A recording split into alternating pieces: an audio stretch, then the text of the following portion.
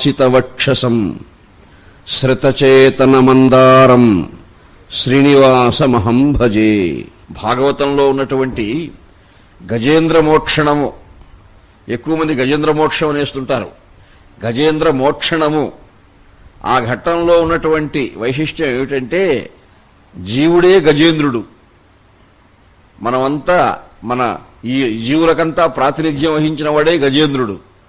అటువంటి గజేంద్రుడు కూడా చిక్కుల్లో పడినప్పుడు ఏ పరమాత్మను ఆశ్రయించి విముక్తుడైనాడో అది మనం ఆదర్శంగా తీసుకోవాల్సిన అవసరం. పరీక్ష మహారాజు గారు అడిగారు, నీరాట వనాటములకు పోరాటం బెట్లు కలిగే పురుషోత్తముచే ఆరాటమెట్లు మానెను ఘోరాటవిలోన భద్రకుంజరమునకు.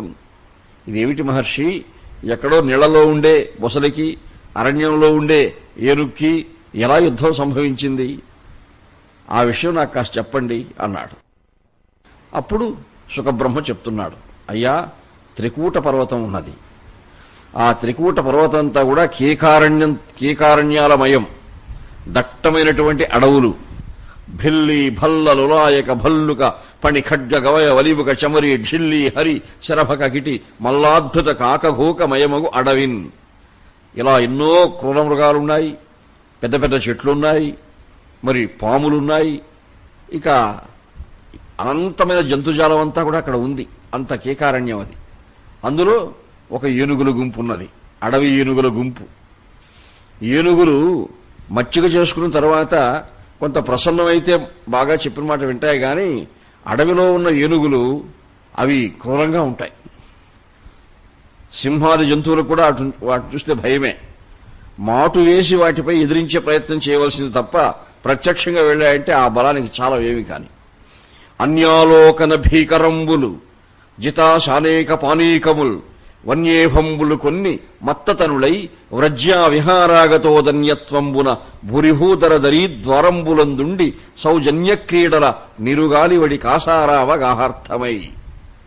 భయంకరమైనటువంటి ఏనుగులు, అన్యాలోకన భీకరములంటే చూడటానికి కూడా భయం ఎవరికైనా. అంత పెద్ద ఏనుగులు అలా గుంపుగా వస్తూ ఉంటే ఇంకా భయంకరంగా ఉంది. ఆ ఏనుగుల ధాటికి పులుల మొత్తంబులు పొదరెండ్లలో దూరు ఘోర భల్లూకములు గుహలు సొచ్చు వల్మీకములు సొచ్చు వనభుజంగంబులు అలా ఉన్నాయి. అంటే ఏ పులులు గాని అడవి భల్లూకములు గాని పారిపోతున్నాయి ఆ గుంపును చూస్తే. ఆ గుంపులో నుంచి ఒక్క గజేంద్రుడు పక్కొచ్చాడు.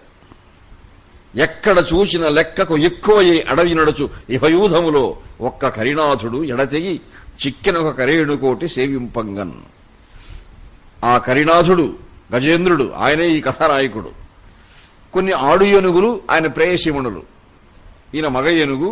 కొన్ని ఆడు ఏనుగులు ఆయన ప్రేయసీమణులే సేవిస్తూ ఉన్నాయి. తన ప్రేయసీమణులైనటువంటి ఆడు ఏనుగులతో ఈ గజేంద్రుడు ఆ గుంపు నుంచి విడివడి కాస్త డప్పిగా ఉంది, నీళ్లు తాగాలి, మంచి సరస్సు కోసం వెతుకుతున్నారు. సరస్సు నిర్మల జల ప్రపూరితమైనటువంటి తటాకం కనిపిస్తే అక్కడ వెళ్లి నీళ్లు తాగాలనే భావంతో ఈ గజేంద్రుడు ఆడు ఏనుగులతో పోతూ ఉన్నాడు. అదృష్టవశాత్తు అద్భుతమైన సరస్సు కనిపించింది.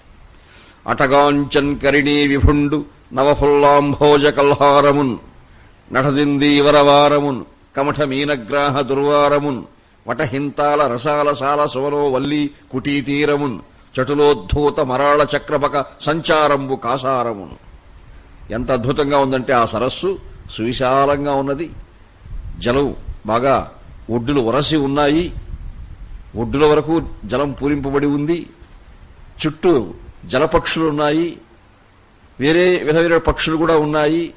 దట్టంగా పొదలు అల్లుకోనున్నాయి చుట్టూ. దిగడానికి కూడా అక్కడక్కడ అనుకూలంగా రేవులున్నాయి, ప్రవేశ ద్వారాల్లాగా ఉన్నాయి.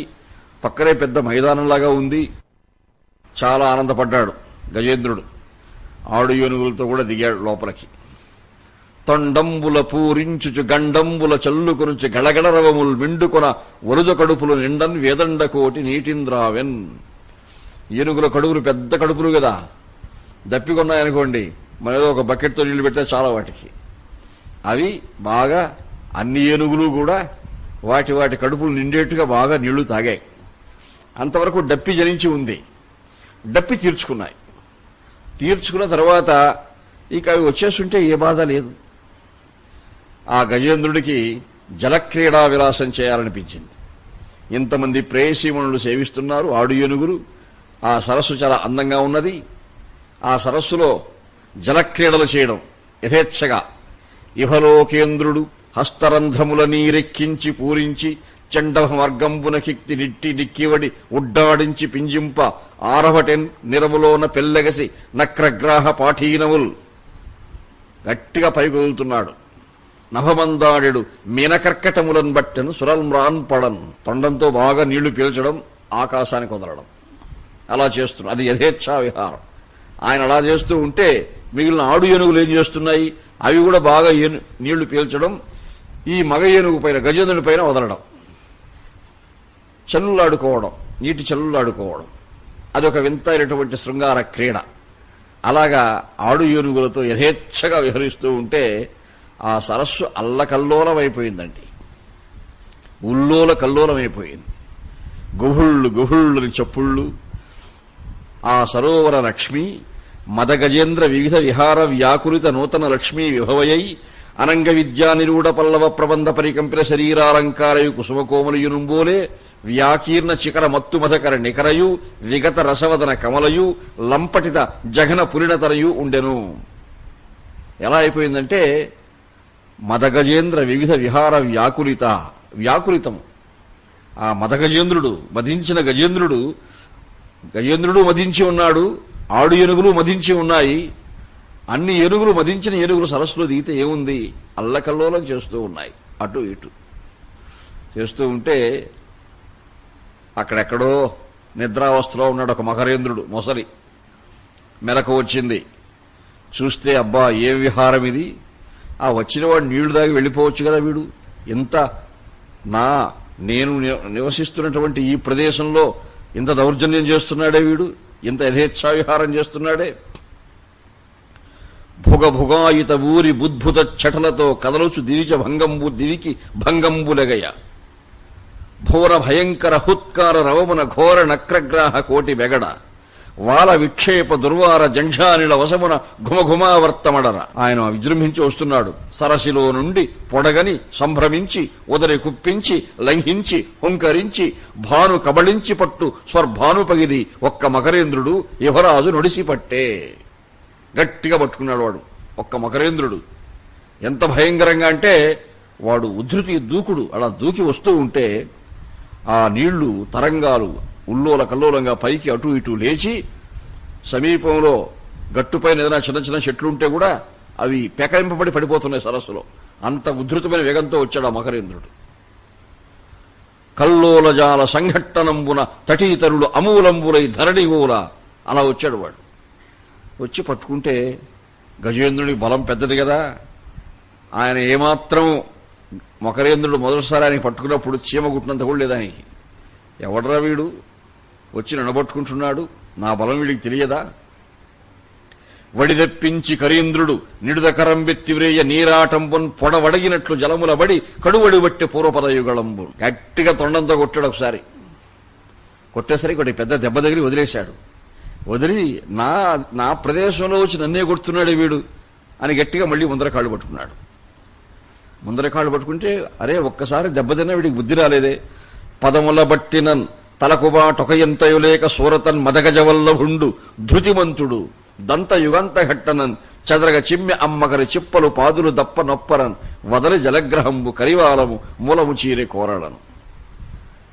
ఈసారి వీడిని తొండంతో కొడితే లాభం లేదని పెద్ద దంతాలున్నాయి వ్యాపించి ఆ కొమ్ములతో బాగా కుమ్మాడు వాడిని. వాడి జవసత్వాలు విడిగిపోయాయి, రక్తం గమ్ముతూ ఉంది. వదిలేశాడు. నాకు వీటితో ఇక ప్రసక్తితో వదిలేసి తొందరగా వెళ్ళిపోకపోతే చంపేస్తాడు అనేసి వేగంగా వెళ్ళిపోతూ తోక తగిలింది వెనక. ఆ తోక తగిలేసరికి సరే ముందు పట్టుకుంటే మాత్రం కొట్టగలుగుతున్నాడు వాడు, వెనక పట్టుకుంటే ఏం చేస్తాడని వెనక కాళ్ళు పట్టుకున్నాడు. ఆ తోక ఆధారంగా వెనక కాళ్ళు పట్టుకున్నాడు. గజేంద్రుడు ఇలా తిరిగాడు. తిరిగితే వాడు అలా తిరుగుతున్నాడు కదా, ఇప్పుడు కొట్టడానికి వాటం లేదు. వాడు గట్టిగా పట్టుకున్నాడు. కరి దిగుచు మకరి సరస్సుకి కరి దరికిని మకరి దిగుచు కరకరి బెరయన్ని కరికి మకరికి కరి భరమనొచ్చును అతల కుతల భటుల రుదుపడను. కరి దిగుచు మకరి సరస్సుకి వెంటనే సమయస్ఫూర్తి మంచి ఆలోచన చేశాడు గజేంద్రుడు. అరే వీడు వాటం లేకుండా ఉంది కొట్టడానికి, నీళ్లలో వీడికి బలం ఎక్కువ, అందులో వెనక్కాళ్ళు పట్టుకున్నాడు. మనం కొట్టలేకుండా ఉన్నాం.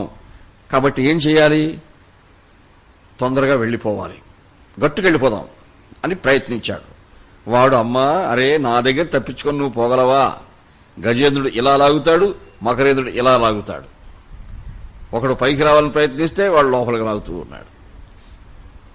ఎవరి బలం పైకి వస్తుందో ఎవరూ చెప్పలేరు. కానీ కాలక్రమంగా అలా జరుగుతూ జరుగుతూ ఉన్న కొద్దీ జీవనంబు తనకు జీవనంబయ్యుంట అలవు చలము అంతకంతకెక్కి మకరముప్పే డస్సె మత్తేభ మల్లంబు బహుళపక్ష శీతభాను పగిది. బహుళపక్షంలో చంద్రుడు ఏ విధంగా క్షయించిపోతూ ఉంటాడో అలా ఏనుగు బలం క్షీణించిపోతూ ఉంది. నీళ్లలో బలం ఎక్కువ కాబట్టి మకరేంద్రునికి రోజుకి ఆయనకు బలం ఎక్కుతూ ఉంది. గజేంద్రునికి భయం పట్టుకున్నది, మనస్సులో ఒత్తిడి పట్టుకున్నది. ఏం చెయ్యాలి? ఎంత లాగినా వాడు వదలడం లేదే. ఊహ కలంగి జీవనపు టోలమునంబడి పోరుచున్ మహామోహలత నిబద్ధ పదమున్ విడిపించు కొనంగలేక సందేహము బొందు దేహిక్రియ దీనదశన్ గజముండే భీషణ గ్రాహ దురంతదంత పరిహట్టిత పాద ఖురగ్రశల్యమై. ఎంత భయంకరంగా ఉన్నాడంటే పాపం మనకు కూడా ఒక్కసారి కష్టాలు ముసురుకుంటాయనుకోండి, మనస్సు ఒత్తిడి పెరిగిపోతుంది, బాగా పెరిగిపోతుంది. ఇక్కడ గజేంద్రుడు ఒత్తిడి ఆ ఒత్తిడి ఎలా తప్పించుకుంటాడు? ఊహ కలంగి, ఊహ చెదిరిపోతూ ఉంది ఆయనకి. జీవన పుటోలమునంబడి పోరుచున్ మహామోహలత నిబద్ధ పదమున్ విడిపించుకొనంగలేక సందేహము బంధు దేహిక్రియ. జీవుడులాగా జీవుడు ఈ లౌకికావస్థలు పడుతూ ఎంత సతమతమైపోతున్నాడో అటువంటి అవస్థలే ఇప్పుడు గజేంద్రుడు పొందుతూ ఉన్నాడు. ఆలోచించినాడు. పృథుశక్తిన్ గజమా జలగ్రహముతో పెక్కేండ్లు పోరాడి సంశిథిలంబై తన లావు వైరిబలమున్ చింతించి మిథ్యా మనోరథము ఇంకేటికి దీని ఎల్వసరి పోరం చలరాదంచు సవ్యధమై ఇట్లను పూర్వ పుణ్యఫల దివ్యజ్ఞాన సంపత్తితో. ఎక్కడో పూర్వజన్మ సంస్కారం ఒకటి మనసులో ప్రేరేపిస్తూ ఉంది. నీ బలం చాలదు, దైవబలాన్ని ఆశ్రయించు. దైవబలాన్ని ఆశ్రయించావంటే ఎటువంటి విపత్తుల నుంచి కూడా గట్టెక్కగలవు. ఎక్కడో హృదయం బోధిస్తూ ఉంది అనుకున్నాడప్పుడు. నేనేమిటి, నా చరిత్ర ఏమిటి, వచ్చి వచ్చి వీడి దగ్గర తగులుకున్నానే ఈ మొసలి దగ్గర. నానానేక పయూధముల్ వనములోనన్ పెద్ద కాలంబు సన్మానింపన్ దశలక్ష కోటి కరిణీనాథుండనయ్యుండి మద్దానాంభ పరిపుష్ట చందన లతాంతఛాయలందుండలేక ఈ నీరాశ ఇటేల వచ్చితి భయం బెట్లో కదే ఈశ్వర. వాడు అనుకుంటున్నాడు, ఒకప్పటి వాడి బలాన్ని ఊహించుకొని, వాడి వైభవాన్ని ఊహించుకొని, వాడి ఔన్నత్యాన్ని ఊహించుకొని ఇప్పుడు ఎంత దైన్య దశలో ఉన్నాడో. ఇప్పుడు అటువంటి దైన్యంలో ఉన్నాడు ఆయన. అప్పుడు ఆశ్రయించాడు. ఎట్లో ఒకదే ఈశ్వర అని ఈశ్వరుడైనటువంటి భగవంతుని ఆశ్రయించాడు. యవ్వనిచే జనించు జగము యవ్వని లోపల నుండు లీనమై యవ్వని యందుడిందు పరమేశ్వరుడెవ్వడు మూలకారణం వెవ్వడు అనాది మధ్యలయుడెవ్వడు సర్వము తానయైన వాడెవ్వడు వాని ఆత్మభవు ఈశ్వరునే శరణంబు వేడెదన్. ఆ దేవదేవుడైనటువంటి పరమాత్మ కరుణా సముద్రుడు, దీన రక్షకుడు, నా దైన్యాన్ని నశింపచేయుగాక అని ఆశ్రయించాడు. అక్కడి నుంచి మనకు షట్శాస్త్రాలున్నాయి కదా, తర్క వ్యాకరణ మీమాంసాది శాస్త్రాలన్నీ. ఈ శాస్త్రాలలో భగవంతుని యొక్క ఉనికిని గురించి తత్వాన్ని గురించి ఏం చెప్పారో అవే వర్ణిస్తూ వచ్చాడు. కానీ పరమాత్మ శాస్త్ర చర్చకు లోబడాడు. ఆర్తి ఎంత ఉంది, తపన ఎంత ఉన్నది, అదే పరమాత్మ చూస్తాడు. అలా ఆయన ప్రార్థించి ప్రార్థించి కుదరలా, శక్తి అంతా ఉడిగిపోయింది. అప్పుడు ప్రవేశించింది ఆర్తి ఆయనలో, తపన. పరమాత్మ ఇంక నాలో ఏ శక్తి లేదు, లావొక్కింతయు లేదు, ధైర్యము విలోలంబయ్యే ప్రాణంబులున్ ఠావుల్ దప్పెను మూర్ఛ వచ్చే తనువుండస్సెన్ శ్రమంబయ్యడిన్ నీవే తప్ప ఇతః పరం బెరుగ మన్నింపందగున్ దీనునిన్ రావే ఈశ్వర కావవే వరద సంరక్షింపు భద్రాత్మక. అక్కడ సంపూర్ణ శరణాగతి. ఇంకా నాకేమీ తెలియదు పరమాత్మ, ఇంక నేను పూర్తిగా నా చెవికి జీర్ణించిపోతున్నాను, కృషించిపోతున్నాను, నాకు ఏమాత్రం శక్తి లేదు, ఇక పూర్తిగా నీ యొక్క అనుగ్రహంపైనే ఆధారపడి ఉంది నా భవితవ్యము అని వినుదట జీవుల మాటలు, చెనుదట చనరాని చోట్లు శరణార్థుల కోయను అనుదట, పిలిచిన సర్వము గనుదట, సందేహమయ్య కరుణావార్ధి. దీనత్వంతో దైన్యంతో మొరపెట్టుకున్నప్పుడు ఎందరినో రక్షించావు కదా తండ్రి, ఇప్పుడు నన్ను కూడా అలాగా రక్షించు. సందేహానికి తావివ్వకు. నీవు రక్షించవేమో అనే సందేహానికి నా మనసులో తావు లేకుండా చెయ్యి పరమాత్మ అంటూ, ఓ కమలాప్త, ఓ వరద, ఓ ప్రతిపక్ష విపక్షదూర, కుయ్యో కవియోగివన్య, సుగుణోత్తమ, ఓ శరణాగతామరానోక, ఓ మునీశ్వర మనోహర, ఓ విమల ప్రభావ, రావే కరుణింపవే తలపవే, శరణార్థిని నన్ను కావవే. ఇది ఈ 3 పద్యాలు పూర్తిగా శరణాగతి. అప్పుడు వినిపించింది పరమాత్మ అక్కడ పరమపదంలో లక్ష్మీదేవితో సరస్సల్లాపాలు ఆడుతూ ఉండగా అక్కడ వినిపించి వెంటనే బయలుదేరాడు పరమాత్మ. అలవైకుంఠపురంబులో నగరిలో ఆమూల సౌధంబుదాపల మందార వనాంతరమృతసర ప్రాంత్యందు కాంతోపలోత్పల పర్యంక రమా వినోదియగు ఆపన్న ప్రసన్నుండు విహ్వర నాగేంద్రము పాహి పాహి అనుకుయ్యాలించి సంరంభీయయి. ఈ పద్యం మహత్తరమైన పద్యం అండి.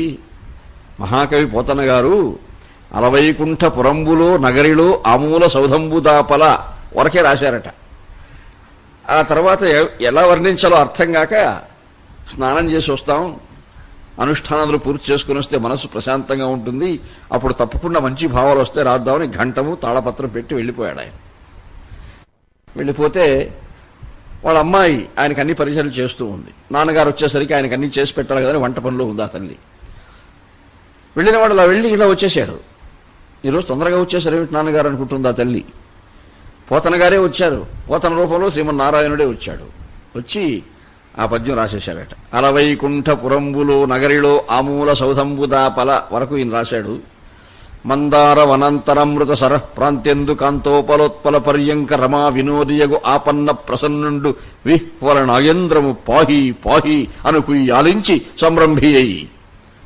చూడండి, శైలీభేదం కూడా మారుతుంది అక్కడ. శబ్ద ప్రవాహంలో కూడా ఒక చిన్న మార్పు కనిపిస్తుంది అక్కడ. అంటే పరమాత్మ అంత కరుణా సముద్రుడు. పోతన్న గారి మనస్సులోనే ఉన్నాడు ఆయన, పలికించేవాడు ఆయనే కదా. ఎందుకు ఆ మహాకవిని ఒత్తిడికి లోన్ చేయాలి, నేనే రాసేస్తాను వచ్చి అక్కడ వచ్చి రాసేశాడు. వెళ్ళిపోయాడు. కొంతసేపటికి అసలు పోతన వచ్చాడు. చూస్తే ఏమిటమ్మా ఈ పద్యం? మరి ఆయన దగ్గర శిష్యులు చాలా మంది ఉన్నారు, ఆయన దగ్గర కవిత్వం నేర్చుకుంటూ. ఎవరైనా ఒక శిష్యుడు పూరించాడా? పూరిస్తే ఇంత అద్భుతంగా పూరించలేడే. అమ్మాయి కూడా ఛందస్సు వ్యాకరణం నేర్చుకుంటూ ఉంది. ఆమె ఏమైనా సాహసం చేసిందా? అడిగాడు, ఎవరమ్మా రాసింది? మీరే కదా ఇంత ముందు రాసేసిపోయారు అన్నది అమ్మాయి. అర్థమైపోయింది దానికి. తల్లి, ఆ పరమాత్మ నీకు ప్రత్యక్షమైనాడే, నాకు కాలేదే తల్లి. ఎప్పుడో భాగవత ప్రారంభానికి ముందు రాముడు కనిపించాడు గాని ఆ తర్వాత సగుణంగా వచ్చి ఈనాడు మన ఇంటికి ఇది రాసేసిపోయాడే అని అక్కడి నుంచి ఇంక రాశాడు ఆయన. సిరికింజప్పడు శంఖచక్రయుగముంచేదోయి సంధింపడు, ఏ పరివారంబును చేరడు అభ్రగపతిని పన్నింపడు, ఆ కర్ణికాంతర ధమ్మిల్లము చక్కనొత్తడు, వివాద ప్రోత్థిత శ్రీ కుచోపరి చేలాంచలమైన వీడడు గజ ప్రాణావరోత్సాహి అయి. అలా వచ్చేశాడు. సరాసరి ఆ సరస్సు దగ్గరికి వచ్చి సుదర్శన చక్రంతో ఆ మకరేంద్రుడిని ఖండించాడు. కరుణాసింధుడు శౌరి వారిచరమున్ ఖండింపగా పంపే సత్వరితాకంపిత భూమి చక్రము మహోద్యద్విస్ఫులింగ ఛటా పరిభూతాంబర శుక్రమున్ బహువిధ బ్రహ్మాండ భండ ఛటాంతర నిర్వక్రము పాలితాఖిల సుదందశ్చక్రమున్ చక్రమున్. ఆ చక్రాన్ని పంపించాడు. ఆ చక్రం కూడా రివ్వున వెళ్లి వేగంతో వెళ్లి, అంటే సూర్యమండలంలో ఉన్న సూర్యుడు తన ప్రేయసి అయినటువంటి పద్మిని వరించడానికి వస్తున్నాడా అన్నట్టు ఉందా ఆ చక్రం రావడం. ఒక సూర్యమండలమే దిగినట్టుంది. అంభోజాసన మధ్య నూతన నలిన్యాలింగన క్రీడ ఆరంభుండైన వెలుంగురేని చెరువారంజొచ్చి నీటన్ కుహుల్ కుంభద్వానముతో కొలంకు కలంకుంబొందగా జొచ్చి దృష్టాంభోవర్తి వశించుటెక్కడికి డాయంబోయి హృద్వేగమై భీమంబై తల దృంచి ప్రాణముల బాపెన్ చక్రమాసుక్రియన్. మకరేంద్రుని శిరస్సు ఖండించేసి మకరేంద్రుడు ఖండింపబడ్డాడు.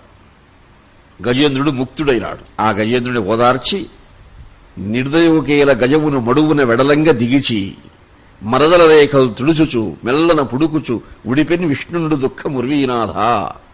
ఆ దేవదేవుడు తానే సరస్సులో దిగి ఆ గజేంద్రుని స్పర్శించి ఒడ్డుకు లాక్కొని వచ్చాడు. జీవులు కూడా సంసార సాగరంలో చిక్కునిపోయి భగవంతుని ఆశ్రయిస్తే మనల్ని కూడా ఈ సంసార సాగరం నుంచి గట్టెక్కిస్తాడు. అది అందులో పరమార్థం. శ్రీహరికర సంస్పర్శను దేహము దాహంబుమాని ధృతికరిణీ సందోహంబు తాను గజపతి మోహన ఘీంకార శబ్దములతో నొప్పెన్. జగన్మోహనంగా ఒకసారి ఘీంకరించాడు ఆ గజేంద్రుడు, ఆనందంతో పరవశించాడు. మకరేంద్రుడికి కూడా మోక్షణమే అది. ఒకప్పుడు వాడు దేవేంద్రుడి ఆస్థానంలో గంధర్వ గాయకుడు. హాహా హూ హూ అని ఇద్దరు గంధర్వులు ఉన్నారు. వాళ్ళలో ఒకడు వాడు మహావిద్వాంసుడు. శాపవశం చేత అలా అయినాడు. ఇప్పుడు ఆ శాపం పోగొట్టుకుని మళ్లీ దేవేంద్రుని ఆస్థానంలో గాయకుడైనాడు. ఆ శాపం పోగొట్టుకుని మళ్లీ గంధర్వాకారం వచ్చిన వెంటనే అక్కడే ఉన్నటువంటి పరమాత్మపై శ్రీమన్నారాయణునిపై సంకీర్తనములు పాడి అక్కడి నుంచి మళ్లీ దేవేంద్రుని ఆస్థాన గాయకుడైపోయాడు. అప్పుడు అమ్మవారిని పలకరించాడు స్వామి. ఆ లక్ష్మికి సందేహం, ఎక్కడికి పోతున్నాడు ఈయన, ఎక్కడికి పోతున్నాడు, ఏమిటి అడ్డుపడే ప్రయత్నం చేసింది కానీ కుదరలా. లక్ష్మిని పలకరించి దగ్గర చేర్చుకున్నాడు. గజేంద్రుని రక్షించాలని ఆకాశ వీధిలో వస్తూ ఉంటే దేవతలు కీర్తించారట. కానీ అప్పుడు దేవతలను పలకరించలా. అప్పుడు పలకరించాడు మళ్ళీ. గరుడ గంధర్వ సిద్ధ వివిధగణ జేగీయవానుండై లక్ష్మిని ఆలింగనంబు చేసుకుని గరుడ వాహనారూఢుండై శ్రీమన్నారాయణుడు వేంచేశను. అలా గజేంద్రుని రక్షించి మకరేంద్రునికి శాపవిముక్తి కలిగించి దేవతలను కటాక్షించి లక్ష్మీ సహితుడై మళ్లీ నారాయణుడు పరమపదం చేరుకున్నాడని ఈ గజేంద్ర మోక్షణం అత్యద్భుతమైనటువంటి విన్యాసం. వాసమహం భజే. హిరణ్యకశిపుడు తపస్సుకు బయలుదేరుతూ ఉన్నాడుగా. ఆయన కుమారుడే ప్రహ్లాదుడు. భయంకరుడు తపస్సు చేశాడు అరణ్యంలో. తపో విఘ్నం కలిగించే ప్రయత్నం దేవేంద్రుడు చేశాడు, కుదరలేదు. ప్రచండమైన తపస్సు. నాలుకలు కురయు వహ్నులు 4 దిక్కుల అమర్చి నడుమ నిలిచి సూర్యాలోకర పరుడై మునుగాలొక్కటి మోపి నిలిచి ఘర్మపు వేళను. మంచి మండు వేసవిలో పంచాగ్ని మధ్యలో తపస్సు చేస్తున్నాడు వాడు. చివికి జీర్ణించిపోతున్నాడు. నానాటికి వల్మీకం పుట్ట పెరుగుతూ ఉంది. భయంకరోగ్ర తపస్సు. అష్టదిక్పాలకులే భయపడిపోయారు. సప్తర్షులు కదిలిపోయారు. వెళ్లి బ్రహ్మను ఆశ్రయించారు. స్వామి, ఏమిటా తపస్సు? ఇక చతుర్ముఖ బ్రహ్మ ఆయనకు వరప్రసాదం చేయడానికి హంసవాహనారూఢుడై వస్తూ ఉన్నాడు. వస్తూ అనుగ్రహించాడు హిరణ్యకశిపుని. హిరణ్యకశిపుని అనుగ్రహించి ఆ బ్రహ్మ యొక్క కరుణా కిరణ ప్రసారాలు ఇప్పుడు పైన పడిందో వల్మీకం పోయింది. అంత పోయి హిరణ్యకశిపునికి అంగాంగ సౌష్ఠవ బంధురమైనటువంటి మనోహరాకారం వచ్చింది. దివిజానీక విరోధి మృక్యగని వాగ్దేవి మనోనేతకున్ సవిశేషోత్సవ సంవిధాతకు నమత్సంత్రాతకున్ ధాతకున్. ధాత ఎటువంటి ధాత? వివిధ ప్రాణి లలాట లేఖన కళా విద్యాను సంధాతకున్. అటువంటి ధాతకు విధాతకు ఆ బ్రహ్మకు దివిజానీక విరోధి మృక్కి కీర్తించాడు. బ్రహ్మ కూడా ఆశ్చర్యపడ్డాడు. నాయనా, దంశవ్రాతములన్ పిపీలికలు మేధ కవ్య రక్తంబులన్ సంశీర్ణంబులు చేసి పట్టితెనగా శల్యావశిష్ఠుండవై వంశచ్ఛన్న తృణావళియుత మహావల్మీకమందు మధ్యంబునందు ఎట్లా ఈ ఘోర తపస్సు చేశావు నువ్వు? ఇంద్రియ శక్తిని ఎలా నిలబెట్టుకోగలిగావు? ప్రసన్నుడైనాను, నీకేం కావాలో కోరుకో ఇస్తానన్నాడు. అంటే ఇక మంచి సమయం ఆసన్నమైంది కదా. ఆయన అడిగిన వరం ఏమిటంటే, ధాత అనుగ్రహించు. గాలిన్ కుంభిని అగ్నిన్ అంబువుల ఆకాశస్థలిన్ దిక్కులన్ రేలన్ ఘస్రములన్ తమ ప్రబల భూరిగ్రాహ రక్షోమృగ వ్యాళాదిత్య నరాది జంతు కలహ వ్యాప్తిన్ సమస్తాస్త్ర శస్త్రాళిన్ మృత్యువులేని జీవనము లోకాధీశ ఇప్పింపవే అన్నాడు. పంచభూతముల చేతగాని త్రికాలముల యందు గాని ఎటువంటి ఆయుధముల చేత గాని అస్త్రశస్త్రముల చేత గాని నాకు మరణం లేకుండా వరం ప్రసాదించు అన్నాడు. అలాగా నాయన, అన్న కశ్యపపుత్ర దుర్లభములి అర్థంబులెవ్వారికిన్. దుర్లభమైనటువంటి అర్థం అడుగుతున్నావు నువ్వు. మున్నెవ్వారరు కోరళీ వరములను. ఇంతకుముందు ఎవరూ తపస్సు చేసినప్పుడు ఇటువంటి వరాలు అడగలేదే నన్ను. మోదించి తిన్నీయడం, సరే నీకు ఇస్తున్నాను. నన్ను కోరిన వల్ల ఇచ్చితి. నువ్వు ఏమేమి అడిగావో అవన్నీ గుర్తుపెట్టుకో. మళ్ళీ ఒక్కొక్కటే ఎందుకు చెప్పాలి నేను? నువ్వు నన్ను ఏమేమి అడిగావో అన్నీ ఇచ్చేశాను. ఏమడిగాడు? గాలిన్ కుంభిని అగ్నిన్ అంబు అంటే పంచభూతాల చేత మరణం ఉండకూడదు, త్రికాలాల్లో మరణం ఉండకూడదు, అస్త్రశస్త్రాలతో మరణం ఉండకూడదు, ఇవన్నీ అడిగావు. నన్ను కోరిన వల్ల ఇచ్చితి ప్రవీణత్వంబుతో బుద్ధి సంపన్నత్వంబున ఉండుమి సుమతివై భద్రైక శీలుండవై. నేను ఇచ్చిన వరాన్ని సద్వినియోగం చేసుకో, దుర్వినియోగం చేసుకోవద్దు నాయన అన్నాడు. సరే, అప్పటికి సద్వినియోగం చేసుకుంటానంటాడు వాడు. మనం ఎటువంటి వినియోగం చేస్తాడో బ్రహ్మ చూసుకుంటూ ఉంటాడా? బ్రహ్మ అనుగ్రహించి బ్రహ్మలోకానికి చేరాడు. ఇక ఆయన తపశ్శక్తికి అంతే లేదు. తపస్సులో సఫలీకృతుడై వచ్చాడు. దేవేంద్రుడు లీలావతి ఆయన పట్టపురాణిని చెరబట్టి విఫలుడైనాడు. నారద మహర్షి ఆశ్రమంలో ఆమె పురుడు పోసుకున్నది. ఒక మంచి మగబిడ్డను కన్నది. ఆ బిడ్డయే ప్రహ్లాదుడు. వెళ్లి తన పట్టపురాణిని తన కుమారుని తీసుకొచ్చి అంతఃపురంలో వారిని సుఖనివాసం అందరూ ఆనందంగా ఉన్నారు. మేరు పర్వతంపై పట్టాభిషేకం చేసుకున్నాడు. ముందు త్రిలోకాలకు నేనే అధిపతిని అని చాటించుకున్నాడు. తన దోర్దర్పంబు తెల్పందలచి సరభసోత్ఖాత దిగ్దంతి దంతధ్వనిత బ్రహ్మాండ వాద్యోత్తరణితగతులన్ తార తారౌఘ ముక్తా జలిత ప్రాళంబరాక శశరకలిత ఛత్రుడై మేరు సింహాసనమెక్కంజూచు దైత్యేశ్వరుడు అతుల నిజైశ్వర్య విఖ్యాతి యొప్పన్. సాటిలేని ఐశ్వర్యము, సాటిలేని సంపదలు, మహాతేజస్సు, తపశ్శక్తి ఇన్ని తోడై మేరు పర్వతంపై పట్టాభిషేకం చేసుకుని త్రిలోకాధిపతిగా ప్రకటించుకున్నాడు. తనను తాను ప్రకటించుకుని దేవేంద్రుడు జయించాడు. అష్టదిక్పాలకులను బంధించాడు. వాళ్ళంతా రోజు కానుకలిస్తూ ఉండాలి ఆయనకు. ఇప్పుడు సామంతరాజులు వాళ్ళు ఆయనకు. అందరినీ తన కొలువులో బంధించాడు. వాళ్ళు ఏం చేస్తారు పాపం, దిక్కుదోషడం లేదు వాళ్ళకి. దితిపుత్రుండు జగత్రయైక విభుడై దేవేంద్ర సింహాసనోద్ధతుడయ్యుండా. దేవేంద్ర సింహాసనం పైన కూర్చున్నాడు. హర అచ్యుత అంబుజభవుల్ తక్కంగ భీతిన్ సమాగతులై.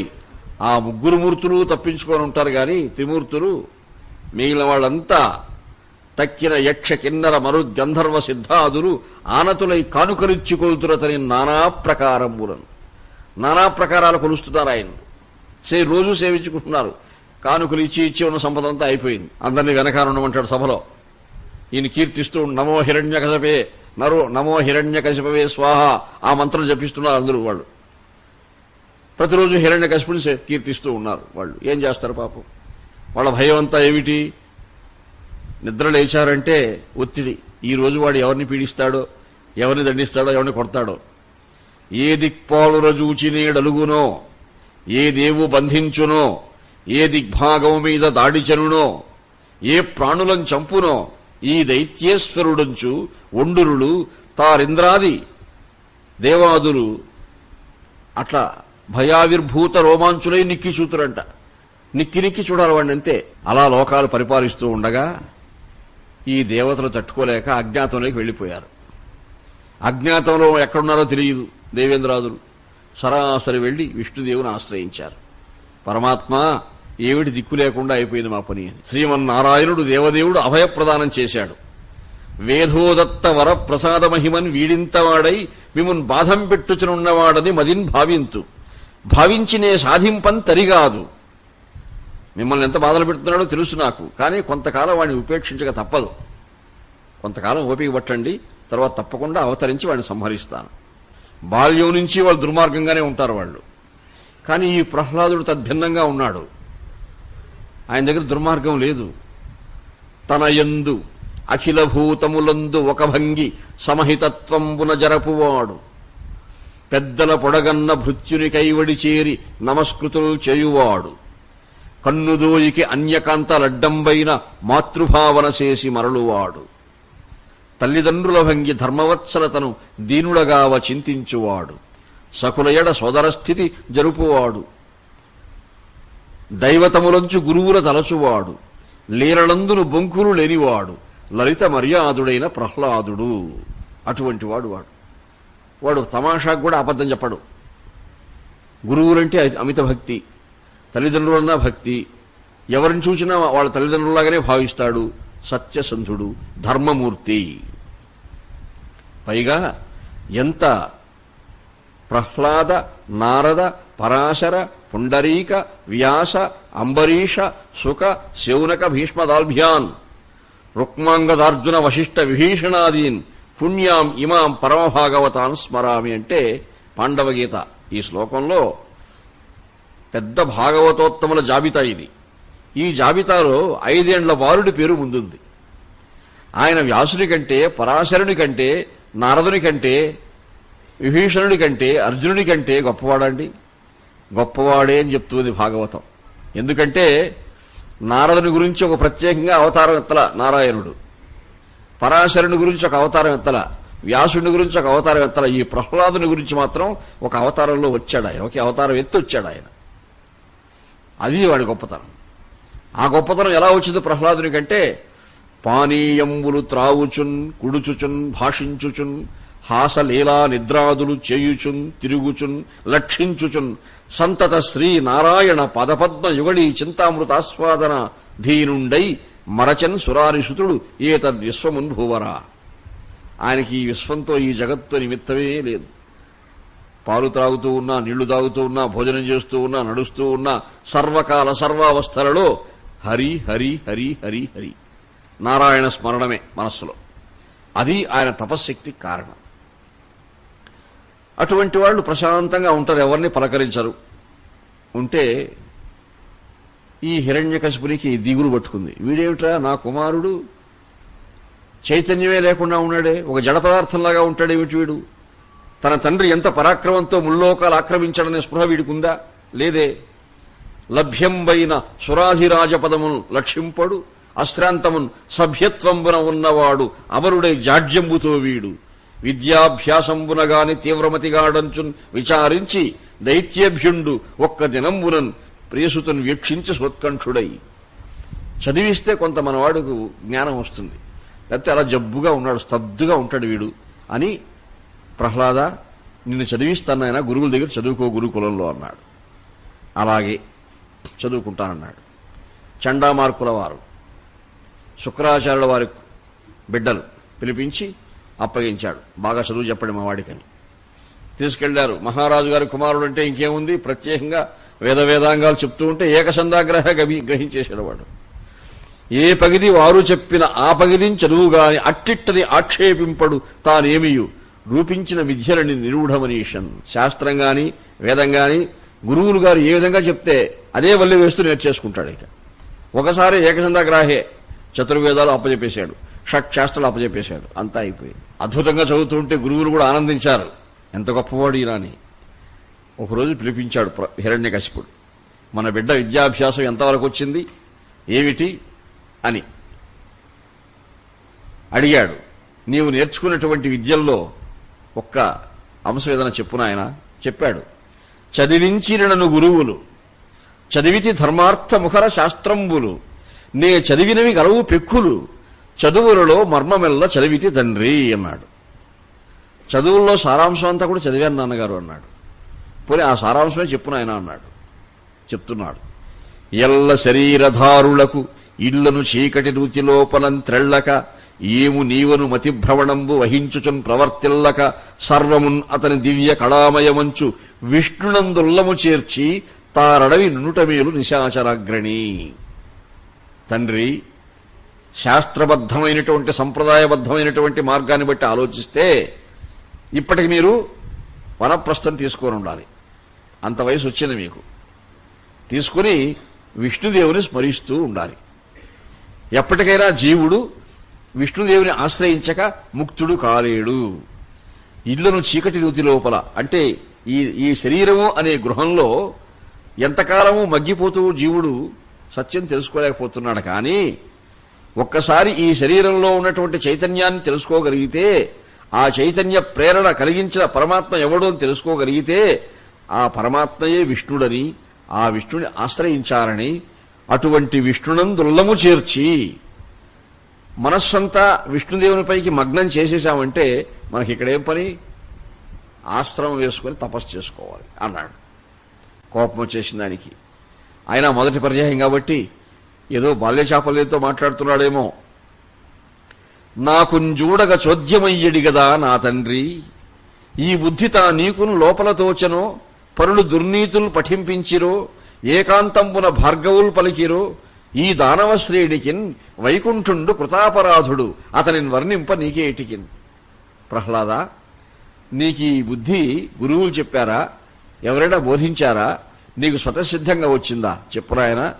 మనకు విరోధి కదా ఆ వైకుంఠవాసుడు. మీ పినతండ్రిని చంపినవాడు కదా వాడు. మీ పినతండ్రిని చంపినవాడిని నువ్వు కీర్తించాలా? తప్పునాయన, అలా కీర్తించకు అన్నాడు. అప్పుడు ప్రహ్లాదుడు అన్నాడు, తండ్రి, మందార మకరంద మాధుర్యమునదేలు మధుపంబువునే మదనములకు నిర్మల మందాకిని వీచికలదూగు రయంచసనునే తరంగిణులకు లలిత రసాల పల్లవ ఖాదియై చుక్కు కోయిల చేరునే కుటజములకు పూర్ణిందు చంద్రికా స్ఫురిత చకోరకం వరుగునే సాంద్రనీహారములకు అంబుజోదర దివ్య పాదారవింద చింతనామృత పాన విశేష మత్త చిత్తము ఏ రీతి ఇతరంబు చేరనేర్చు వినుత గుణశీల మాటలు వేయునేలా అన్నాడు.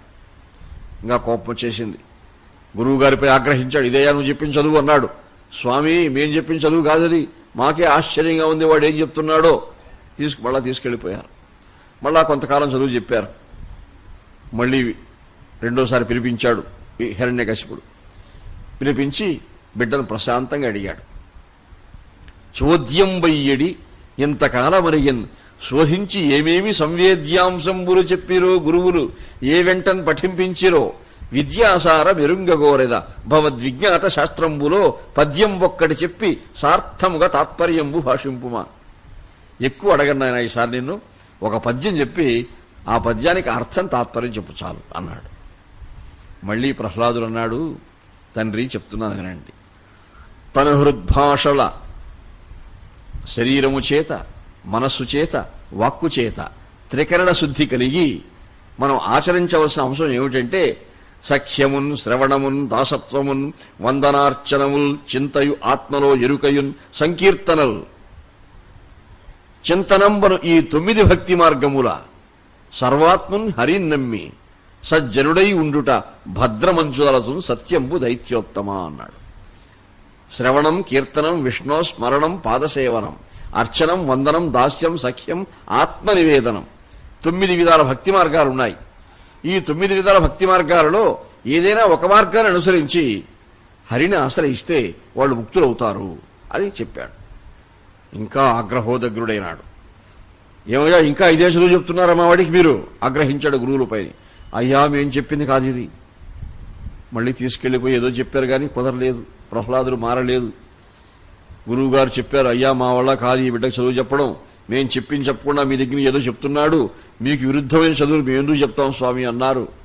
చింతించాడు, చింతాక్రాంతుడైనాడు. ప్రహ్లాదుని ఎన్నో హింసలు పెట్టాడు. పంచాబ్దంబులవాడు తండ్రినగుణ పక్షంబు నిందించి యత్కించిద్భీతియులేక విష్ణున్ అహితున్ కీర్తించుచున్నాడు వల్దంచున్ చెప్పిన మానడు అంగమున పుత్రాకారతన్ వ్యాధి జన్మించన్ వీని వధించి 2 ధనుజుల్ మేమీ పటుత్వంబులన్ అని రాక్షసులకు అప్పగించాడు. వీడిని చంపేయండని. ఆశ్చర్యపడ్డారు అందరూ. కొడుకుని చంపేయమంటున్నాడు ఏమిటని చెప్పాడు.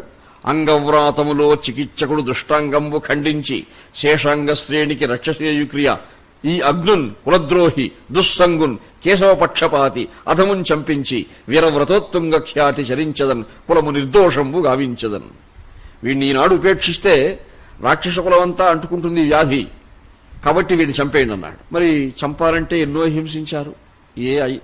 స్వామి పర్వతాల పరి తొయించాం, మీ వాడేం చావల, ఏనుగులతో తొక్కించాం చావల, కాల్పించాం చావల, ఏం చెయ్యాలి అర్థం కాకుండా ఉంది. తల పట్టుకున్నాడు. నారద మహర్షి వచ్చాడు. అంత కష్టకాలంలో నారదుని చూడడం ఇష్టం లేదు హిరణ్యకశిపునికి. కొంత దేవతల పక్షపాతి అని, కానీ విపత్కర పరిస్థితుల్లో తన దేవేరికి ఆశ్రయం ఇచ్చాడు కాబట్టి ఒక పూజ్య భావన ఉంది.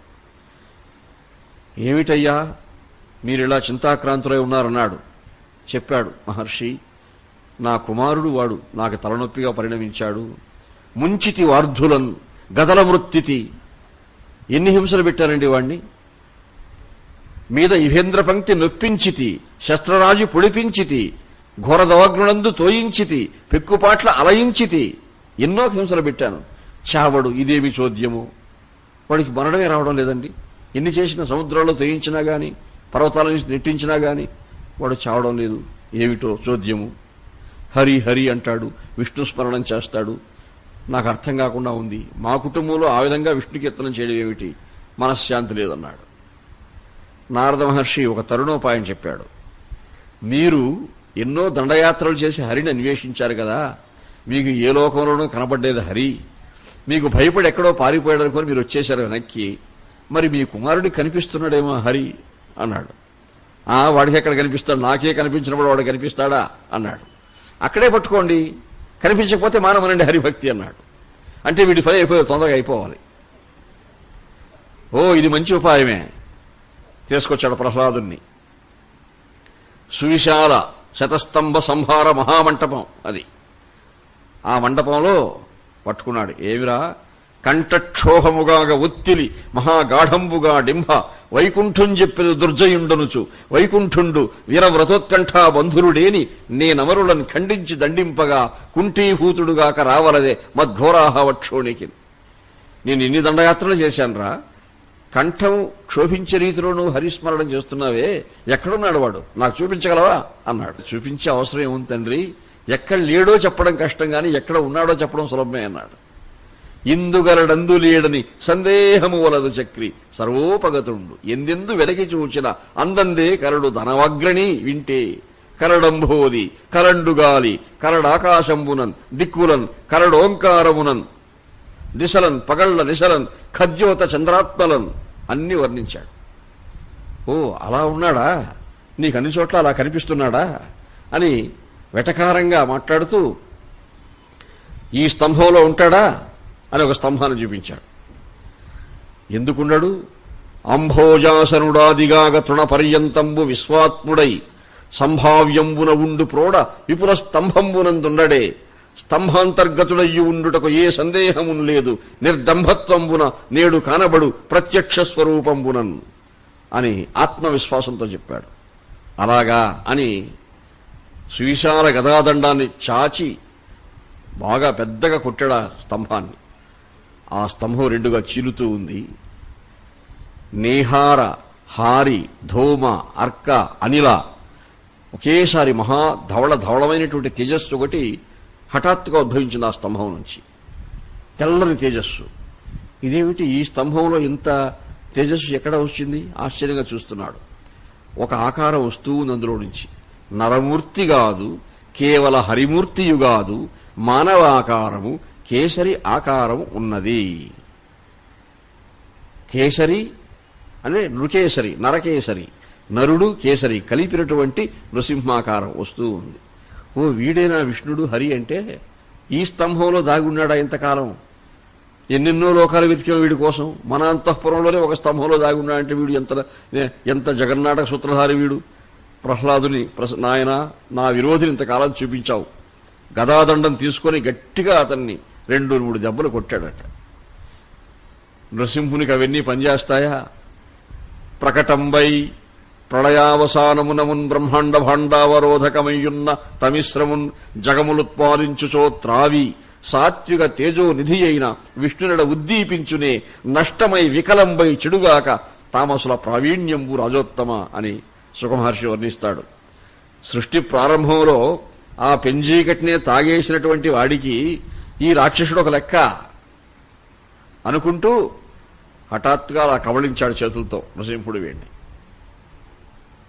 అలా తీసుకొని విహగేంద్రుండహి వ్రచ్చుకైవడి, గరుత్మంతుడు తన యొక్క ఆ చంచు పుటముతో గోళ్లతో ఎలా సర్పాన్ని పీడిస్తాడో పట్టి విహగేంద్రుండహి వ్రచ్చుకైవడి మహోద్వృత్తిన్ నృసింహుండు సాగ్రహుడై ఊరువులందు చేర్చి నక సంఘాతంబులను రచ్చే దుస్సహ దంభోళి కఠోరదేహు అచలోత్సాహున్ మహాబాహు ఇంద్రహుతాశంతక భీకరుణ్ ఘనకరుణ్ దైత్యాన్వయ శ్రీకరుణ్ చీల్చడం ప్రారంభించాడు. చించున్ హృత్కమలంబు శోణితం వర్షించున్ ధరామండలిన్ త్రించున్ కర్కశన్ అడికావళులు భేదించున్ మహావక్షమున్ త్రుంచున్ మాంసము సూక్ష్మఖండములుగా దుష్టాసురుడు వ్రచ్చి దర్పించున్ ప్రేవులు కంఠమాలికలు కల్పించున్ నఖోద్భాసి అయి ఒక్క క్షణంలో సంహరించేశాడు అతను. పెద్ద రాక్షస సైన్యం హాహాకారాలు చేస్తూ వచ్చారు. అందరినీ చంపేశాడు చూపుల మాత్రంతోనే. రక్షోవీరుల ఎల్ల త్రుంచి రణసంబ్రంభంబు చాలించి దృష్టిక్షేపంబు భయంకరంబుగా సభా సింహాసనారూఢుడై అక్షీణాగ్రహుడై నృసింహుడు కరాళాస్యంబుతో నొప్పే తన్వీక్షింపన్ పరికింపనోడి అమరులు విభ్రాంతులై డాగగన్. దేవతలంతా వచ్చేశారు. అష్టదిక్పాలకులు, బ్రహ్మ, దేవేంద్రాదులంతా వచ్చి నామసంకీర్తనం చేస్తూ ఉన్న ప్రసన్నం కాల. దృష్టి క్షేపంబు భయంకరంబుగా గర్జిస్తూ ఉన్నాడు. సింహం గర్జిస్తుంది కదా. బ్రహ్మ ప్రార్థన చేశాడు, ప్రసన్నం కాల. లక్ష్మీదేవి ప్రార్థన చేసింది, ప్రసన్నం కాల. సిద్ధులు, సాధ్యులు, గంధర్వులు ఎవరు చేసినా ప్రసన్నం కాలేదు. బ్రహ్మ ప్రహ్లాదుని తీసుకొచ్చాడు. నాయన, నీకోసం అవతరించినటువంటి మూర్తి దేవదేవుడు, నీవైనా ప్రార్థించు, ప్రసన్నుడవుతాడేమో అని. ప్రహ్లాదుడు ఎప్పుడైతే దగ్గరికి వచ్చాడో ప్రహ్లాదుని చూస్తూనే మారిపోయింది ఆయన దృష్టి, భయంకరత్వం పోయింది. ప్రహ్లాదుని దగ్గర పిలిచి శిరస్సుపై అలా నిమిరి, లోకాభినుతుండు వెట్టి అసురాంతకుడు ఉద్ధట కాలసర్ప భీతాభయ దానశస్తము అనర్గళ మంగళహేతు హస్తమును బారుని మౌళియందు, ఆ బారుని శిరోభాగంలో తన హస్తారవిందాన్ని ఉంచి నిమిరి ఓదార్చాడు. ప్రహ్లాదుని కీర్తించాడు. అప్పుడంటాడు ఈ ప్రహ్లాదుడు, స్వామి, తపమున్, తేజము, వంశమున్, శృతము, సౌందర్యంబు, ఉద్యోగమున్, నిపుణత్వంబు, ప్రతాప పౌరుషములున్, నిష్ఠాబల ప్రజ్ఞలున్, జపయాగంబులు చాలవీశ్వర. ఈశ్వరేశ్వరుడు అయినటువంటి ఓ నృసింహమూర్తి, నిన్ను మెప్పించాలి, ప్రసన్నం చేసుకోవాలంటే తపము చాలదు. నేను మహాతపస్సంపన్నుని అంటే నువ్వు ప్రసన్నం కావు. నేను గొప్ప వంశంలో పుట్టాను అంటే నువ్వు ప్రసన్నం కావు. నేను గొప్ప సౌందర్యం కలిగిన వాడంటే కావు. తపము, తేజము, వంశము, శృతము, సౌందర్యము, ఉద్యోగము, నిపుణత్వంబు, ప్రతాపము, పౌరుషములు ఇవేవి నిన్ను విప్పించలేవు. అయితే దంతియూధపు చందంబున భక్తి సేయగవలెన్. దంతియూధపు అంటే గజేంద్రునిలాగా మొరపెట్టుకున్నవాడే నీకు నీ అభిమాన పాత్రుడు. అది నిజమైన శరణాగతి. గజేంద్రునిలో ఉన్న ఆర్తి మాకు ఆదర్శం. ఆ ఆర్తితో నేను కూడా మిమ్మల్ని ఆశ్రయిస్తున్నాను దేవా అని అత్యద్భుతంగా సంకీర్తనం చేశాడు. పరమాత్మ ప్రసన్నుడై భవిష్యత్ చక్రవర్తిగా అతన్ని అనుగ్రహించి, హిరణ్యకశిపుడు జై విజయులు కదా, వాళ్ళకు ఆ శాప విమోచనాన్ని కొంత అనుగ్రహించి, బ్రహ్మాదులను అంటే ఉగ్ర నృసింహుడు ప్రహ్లాదుని చూస్తూనే ప్రహ్లాదవరదుడు, ప్రహ్లాదునికి ఇప్పుడు ప్రసన్నమైపోయాడు స్వామి. అమ్మవారు అంకసీమ అలంకరించింది లక్ష్మీ నృసింహుడు. ఈ మూడు అన్నమాట. అది నృసింహావతారంలో ఉన్న వైభవం. శ్రీ రమణీయమైన నరసింహ విహారము, ఇంద్రశత్రు సంహారము, పుణ్యభాగవతుడైన నిశాచరణాథపుత్ర సంచారము, ఎవ్వడైన సువిచారత విన్న పఠించినన్ శుభాకారముతోడ ఏ భయం కలగని లోకము చెందు భూవరా అని సుఖమహర్షుల వారు చెప్పారు. జీవుడెవడైనా భయభ్రాంతులతో కూడినటువంటి జీవనం కలిగి ఉంటే, జీవితంలో ఏదైనా భయం కలిగించే పరిస్థితులు వచ్చేస్తే, విపత్కర పరిస్థితులు వచ్చినప్పుడు ఒక్కసారి ఈ నృసింహుని చరిత్ర చదువుకున్నారంటే, అధ్యయనం చేశారంటే, మనోవాక్కాయ కర్మల చేత ఆ నృసింహదేవుని ఆశ్రయిస్తే ఏ భయము కలగని లోకము, భయాలంతా పోతాయి. అది ఇందులో ఉన్న ఫలశ్రుతి. ఈ చరిత్ర వింటూ ఉంటే పరీక్షణ్ మహారాజు గారు మహాపారవస్యం కలిగి అలా వెళ్ళిపోయాడు. ఎక్కడికో వెళ్ళిపోయింది మనస్సు. కళ్ళు మూసుకున్నాడు. ఆయన అంతరంగంలో నృసింహుడు ప్రతిష్ఠితుడైపోయి ఉన్నాడు. ఆ భయంకరాకారము, ప్రహ్లాద వరదత్వము, లక్ష్మీ నృసింహాకారము, ఈ మూడు విన్యాసాలు చూసుకుంటూ మురిసిపోతున్నాడు ఆయన పరీక్షిత్తు. సుఖమహర్షి భాగవతం చెప్పాలి, ఇంకా చాలా ఉందే, ఇప్పటికే ఆయన పారవస్యంలోకి వెళ్ళిపోయాడని మళ్లీ ఒకసారి స్పృశించాడు. అప్పుడు ఈ లోకంలోకి వచ్చాడు. ఆయన వస్తే, మహారాజా మీరు అదృష్టవంతులు. ఎందుకంటే జలజాత ప్రభవాదులున్ మనములను చర్చించి భాషావళిని పలుకన్ లేని జనార్దన పరబ్రహ్మంబు మీ ఇంటిలో చెలియై, మేనమరంది అయి, సచివుడై, చిత్తప్రియుండై, మహాఫల సంధాయకుడై చరించుట అది మీ భాగ్యంబు రాజోత్తమ.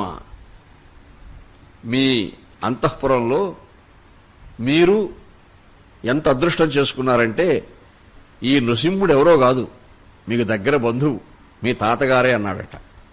మా తాతగారా? ఎక్కడో కృతయుగంలో నృసింహుడు, నేను ఇప్పుడే కలియుగంలో ఉన్న నాకు తాత ఎలా అవుతాడండి?